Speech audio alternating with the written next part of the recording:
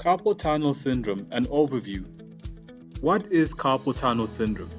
There are 8 bones in our wrists called carpals. They form a tunnel-like structure. That is how carpal tunnel got its name. Finger movements are controlled by flexor tendons, which are found within this tunnel. The median nerve reaches sensory cells in the hand through this pathway of tunnel. Carpal tunnel syndrome is a painful and progressive condition that occurs in the wrist. It is caused by the compression of the median nerve in the wrist.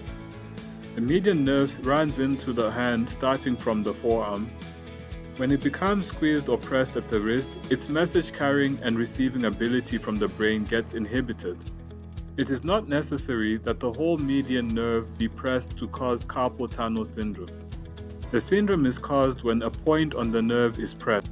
As a result of this compression, the nerve does not function properly and causes carpal tunnel syndrome.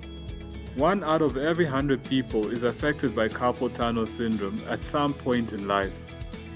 It is commonly caused in the women of the age group of 30 to 50 years.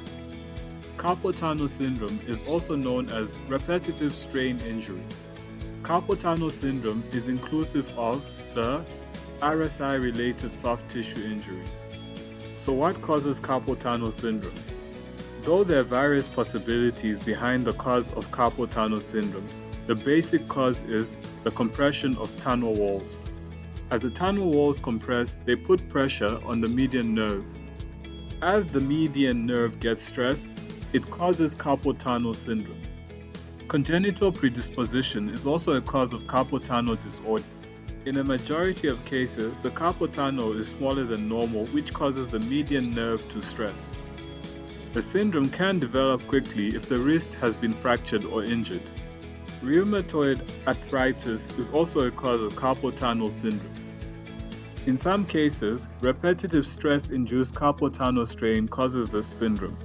If a person's occupation involves gripping, typing, or digging, the hands get strained and it directly strains the median nerve. Repetitive wrist and hand action results in the injury and swelling of the subcutaneous tissue. These tissues include muscle, ligament, fascia, sheaths, tendon, blood vessels, and peripheral and retinaculum nerve. Due to the small and restricted passage of the tunnel, these swollen tissues can compress together and create concentrated pressure. Carpal tunnel syndrome can also be caused due to some trauma-based incident.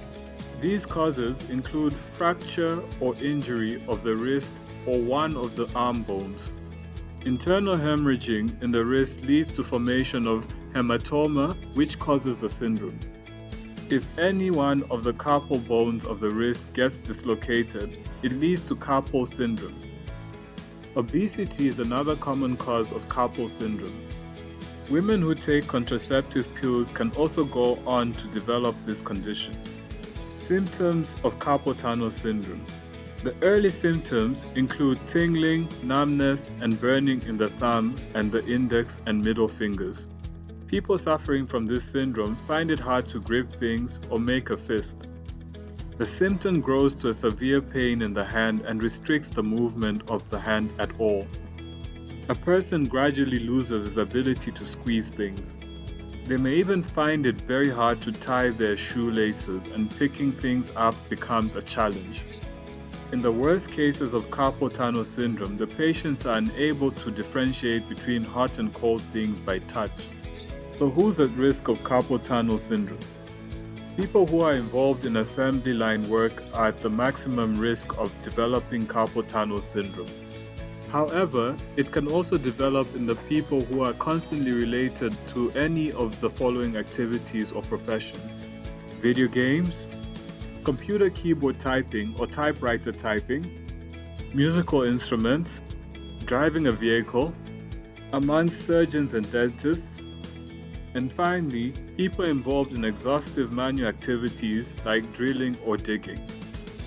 You may now be wondering what treatments are available for carpal tunnel syndrome.